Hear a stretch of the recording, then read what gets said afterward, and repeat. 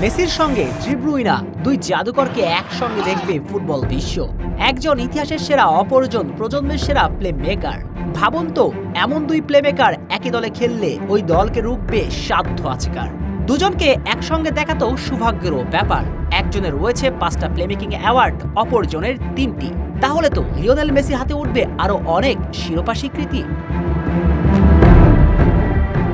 2018 সালে জন্ম নেওয়া পুচকে ইন্টার মায়ামিকে একাই প্রায় 3 বছর ধরে টানছেন লিওনেল মেসি। ফ্লোরিডার ক্লাবটিতে এসে কোনো বিতর্ক ছাড়া ইতিহাসের একক সেরা মেসি ফুটবল যে 11 জনের খেলা সেটা এক প্রকার ভুলিয়ে দিয়েছেন পুরো বিশ্বকে।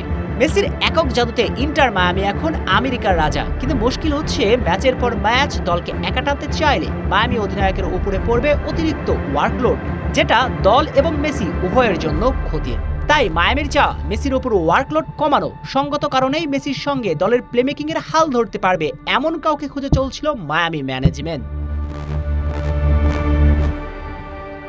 অনেকদিন চোখ ছিল ম্যান সিটি লিজেন্ড ডি ব্রুইনার উপরে, কিন্তু ইউরোপ ছাড়তে নারাজ ছিলেন ব্রুইনা। তবে আসন্ন মৌসুমে বেলজিয়াম তারকা ইউরোপ ছাড়ছেন সেটা অনেকটাই নিশ্চিত, আর এই সুযোগটাই লুফে নিতে চায় ফ্লোরিডার ক্লাবটি।